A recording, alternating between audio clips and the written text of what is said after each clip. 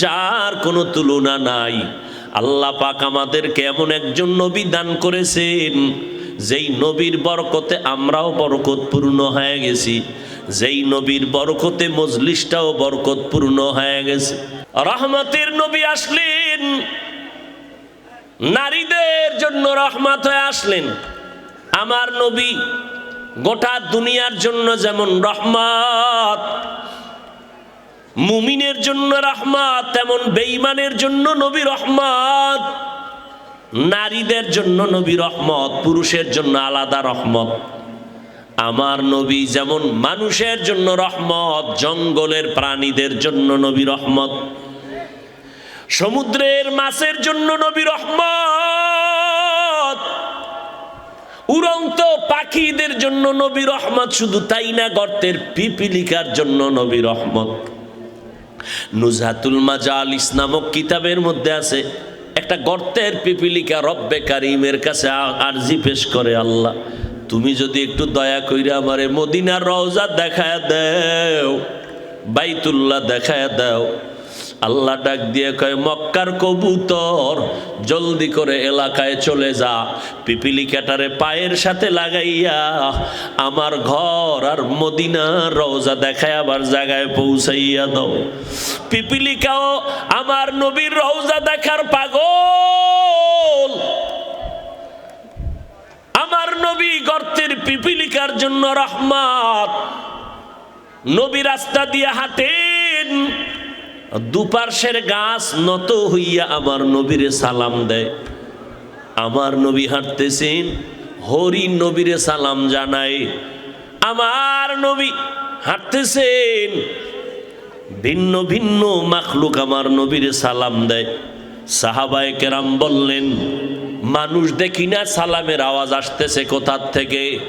নবী বললেন, সাহাবায়ে কেরাম আপনারা জানেন না, আমি নবীর আগমনের খবর পাইয়া জঙ্গলের প্রাণীরা আমারে সালাম দিতেছি। মরা গাছ আমার নবীর আশিক, আর আমরা জিন্দা মানুষ আমার সেই নবীরে চিনলাম না। যদি চিনতিরে যুবক, বেঈমানের পা চাটা গোলাম হইয়া চুলগুলো কাইটা ইন্দুর আর বান্দর হতে পারতি না। যুবকেরা রাগ করলি? একটা প্রশ্ন করি, জবাব দিও আল্লাহর মহব্বতে। আমার নবীর থেকে বড় পীর, বড় বুজুর্গ, বড় মুহাদ্দিস, বড় মুফাসসির কেউ আসেনি? সবাই একমত? বলো, আমার নবীর আদর্শের মতো দামি আদর্শ আর কোথাও আছে নাকি? আল্লাহর কসম, যদি কোনো পণ্ডিত বাবা দাঁড়ায় বলতে পারো, হাফিজ ভাই মদিনার নবীর আদর্শ ছাড়া আর এক জায়গায় ভালো আদর্শ আছে, আমাকে বলো, আমি মুহাম্মদের আদর্শ বাদ দিয়া তারটা গ্রহণ করব। পারবানি দেখাইতে? পারবা না। বরং আমার থেকে শুনে নাও, আমার নবীর আদর্শ এতটাই দামি, এতটাই উত্তম, আব্রাহাম লিঙ্কন আদর্শ দিল মুহাম্মদেরটা বাদ দিয়া, লেনিন আদর্শ দিল, কালমার্স আদর্শ দিল, প্লেটো আদর্শ দিল। আমার ফাইনাল এক কথায় জবাব, দুনিয়ার সব আদর্শগুলো নাপাক, একমাত্র মদিনাওয়ালা নবীর আদর্শই হলো পাক। স্বীকার করো যুবক, এই যুবকেরা স্বীকার করো। এইবার বল, নবীর আদর্শ এত দামি, ওই আদর্শের মধ্যে কি নখ কাটার নিয়ম নাই? বেঈমানের পা চাটতে গিয়া তাদের মতো নখ রাখো কেন? ওই নবীর আদর্শে কি চুল কাটার নিয়ম নাই? বেঈমানের পদঙ্ক অনুসরণ করলি কেন? স্বার্থ কি? বল একটা স্বার্থ বল, যে হ্যাঁ হাফিজ ভাই নবীরটাই ভালো, কিন্তু বেঈমানেরটা ধরছি কারণ কি? ওদের মতো চুলকাইটা টিকটিকি হলে চেহারা উজ্জ্বল হয়। বল, যৌবন বাড়ে, শক্তি বাড়ে, হায়াত বাড়ে। হ্যাঁ যুবক, মানো আর না মানো, সত্য কথাটা স্বীকার কর। হায়াত বাড়ে, যৌবন বাড়ে, মা বাবায় দোয়া বেশি করে। এইভাবে ইন্দুর আর বান্দরের মতো চুল কাটলে শিক্ষক তোরে নাম্বার পরীক্ষায় বেশি দেয়। তাহলে আকাম করছো কেন? বল কি স্বার্থ? স্বার্থ তো একটা থাকার কথা। মানুষ তো পাগলেও তো স্বার্থ খুঁজে। তুই কি রাস্তার উলঙ্গ পাগল থেকেও খারাপ? কি স্বার্থে বেঈমানের পা চাটতে গেলি বল? যদি একটা স্বার্থ দেখাইতে পারো, এই হাজারো লাখো মানুষকে সাক্ষী রেখে আমিও যাব, আমিও বেঈমানের পা চাটবো, তাদের মতো চুল কাটবো। বল একটা স্বার্থ বল। যদি বলো কোনো স্বার্থ নাই তো গেলি কেন, তাহলে আমি বলবো তুমি রাস্তার ল্যাংটা পাগল থেকেও তুমি খারাপ। দোয়া করি আল্লাহ হেদায়াত দান করুন। মদিনাওয়ালা নবীর আদর্শ এত সুন্দর, ভাই উঠা বসা করলে আমি মোনাজাত দিয়ে দেব। এটা চালাকি করার মাঠ না, এটা নাটকের ভ্যান্ডেল না। এখানে আল্লাহ বসাইলে বসতে পারে, আল্লাহ না বসাইলে বসতে পারে না। এটা বরকতের মজলিস। বুঝেনে মজলিসটার দাম কত, একটু আগে না বলছি? এ মজলিসে বসার সাথে সাথে জীবনের সব গুনাহ মাফ। এখানে সবাই বসতে পারে না। এই অনেকে বাড়ির থেকে বইলে আসছে এই মাহফিলে যাই, কিন্তু কপাল খারাপ, প্যান্ডেলে ঢুকতে পারে নাই, দোকানের আড্ডায় গুনাহের কাজে ব্যস্ত আছে। কেউ আবার মহিলা প্যান্ডেল তাওয়াফ করতেছে, আছে না নাই? বছরের একটা দিন এইটার এই হেলায় হারায়া লাভ কি এই সুযোগ। এই জন্য কত তারিখ দেওয়া থাকে এই সাক্ষাতের সময়টা, তো বহু যুবকেরা মহিলা প্যান্ডেল তাওয়াফ করে। হ্যাঁ, চাপাবাজি আর প্রশংসা আর কি বলে এটারে, পক্ষপাতিত্ব না। উদাহরণ দিচ্ছি, উদাহরণ। 3 থেকে 3.5 দিনের একটা ইজতেমা হয় চরমনাই। কোথায়? এই 3 থেকে 3.5 দিনের ইজতেমা, একটা পুলিশ নাই, র্যাব নাই কন্ট্রোলের জন্য। আশ্চর্য বিষয়, 3.5 দিন পর্যন্ত লক্ষ লক্ষ লক্ষ লক্ষ মানুষ, একটা মহিলা দূরের কথা, একটা বাচ্চা মেয়েও পাবেন না। হাজার হাজার দোকান, একটা দোকানের মধ্যে খেলনার কোনো জিনিস পাবেন না। আর আমগো ছোটখাটো মাহফিলে এখন এমন উন্নতি হয়েছে যে ওয়াজের ভ্যান্ডেলের মধ্যে সানাসুর বুট আর চাল হয়ে ঘুরে। এটার জুতা দিয়ে সাইজ করা দরকার। ওয়াজের ভ্যান্ডেল খাওয়ার জায়গা, এখানে আইলেও 2 ঘন্টা চা পান বিড়ি না টানলে ক্ষতি হবে। ও দোকানে যায় দেখেন, দুনিয়ার মহিলারা যেন আকর্ষিত হয়, এই জন্য কি কি লাগে এগুলো সব দোকানওয়ালারা নিয়ে আসে। তাহলে যুবক যুবতী নারী পুরুষ সব দোকানে ঘুরে, কই পর্দা, এদিকে রহমত ওদিকে গজব। কথা বলেন না কেন? আল্লাহ হেদায়াত দান করুন। বলার দায়িত্ব বলে গেলাম, কে মানবে কে মানবে না সে দায়িত্ব আল্লাহর হাতে। হেদায়েতের মালিক কে? মান ইয়াহদিল্লাহু ফাহুয়াল মুহতাদ ওয়া মান ইউদ্লিল ফালান তাজিদা লাহু ওয়ালিয়াম মুরশিদা। আল্লাহ বলেন, আমি চাইলে হেদায়েত যাকে দিব সে পেয়ে যাবে, আর আমি যাকে হেদায়াত দিব না সে হেদায়াত পাবে দূরের কথা, হেদায়াত পাওয়ার মতো কোনো মুর্শিদও তালাশ করে পাবে না। আরবিতে কোরআনে বলে মুর্শিদ, বাংলা তর্জমা হলো পথ প্রদর্শক, রাস্তা দেখানেওয়ালা। কি রাস্তা দেখাবে? জান্নাতের রাস্তা দেখাবে।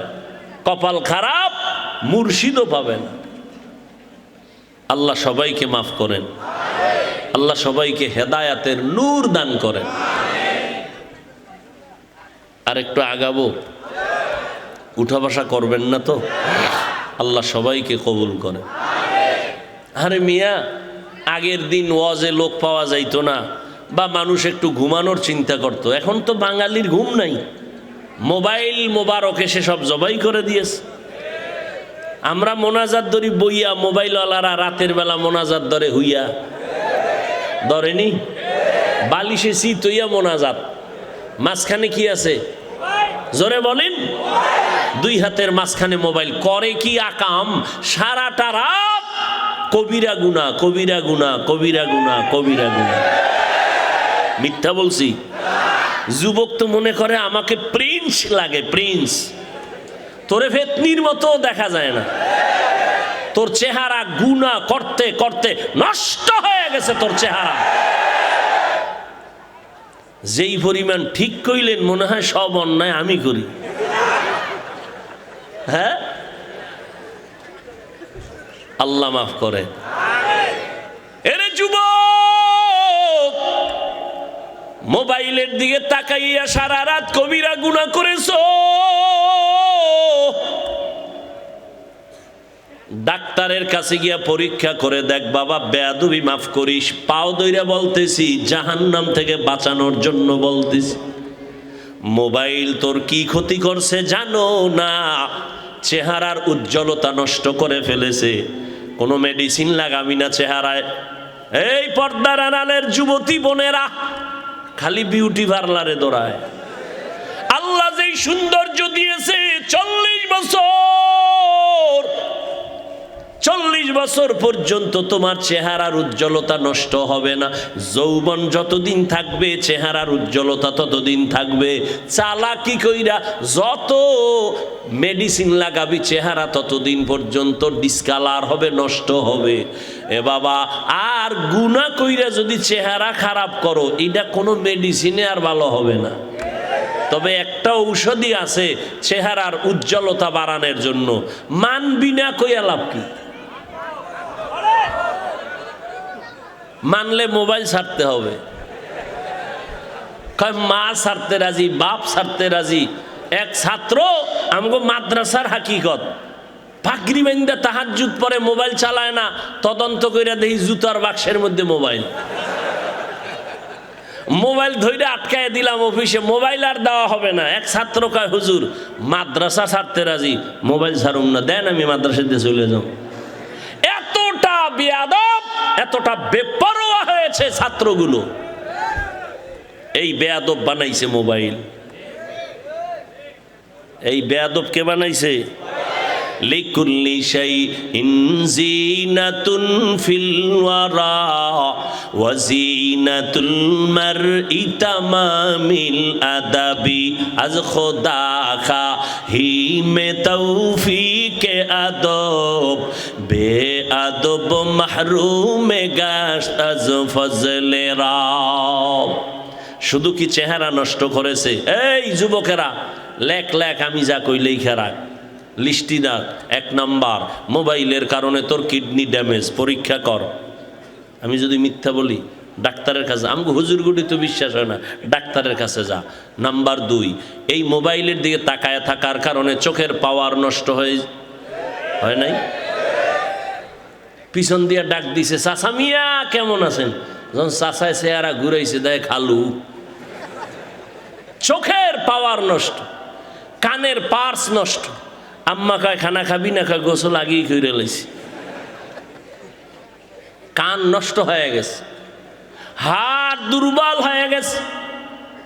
মোবাইলের কারণে তোমার হাড় বড় দুর্বল, মাথা ব্যথা বেড়ে গেছে। আগে দেখতাম ছোটবেলা স্কুল কলেজের ছেলে মেয়েরা সারা রাত হারিকেন জ্বালায় পড়তো, বিদ্যুৎ নেই।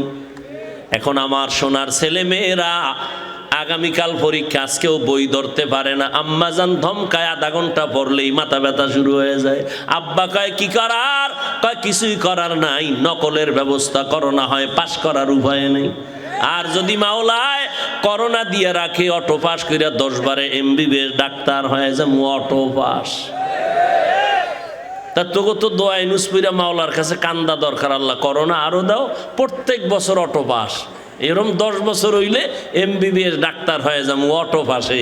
রুগী বাঁচাইতে না পারলো মারতে পারুম নিশ্চিত, কোনো সন্দেহ নেই। আল্লাহ হেদায়াত দান করে।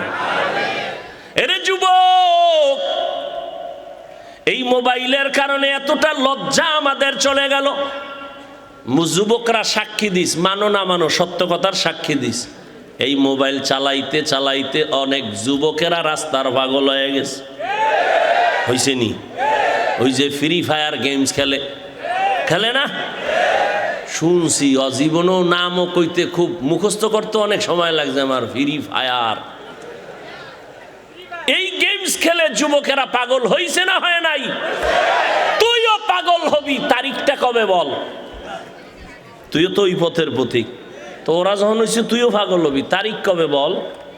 এই মোবাইলের কারণে মায়েরে গালি দিছস, বাবারে গালি দিছ, শিক্ষকের সাথে বেয়াদবি করেছ। কয়েকদিন আগে তোরা ফেসবুক শরীফের গোলাম যারা দেখোস না, এক ছাত্র শিক্ষকের গায়ে হাত তুলছে কয়েকদিন আগে, মোবাইলেই বেয়াদব বানিয়েছে। আমি এখন নতুন করে 1 সপ্তাহ 2 সপ্তাহ ধরে কসম খাইয়া একটা কথা বলতেছি, আজও বলি, সন্দেহ যেন না থাকে এই জন্য কসম খাই।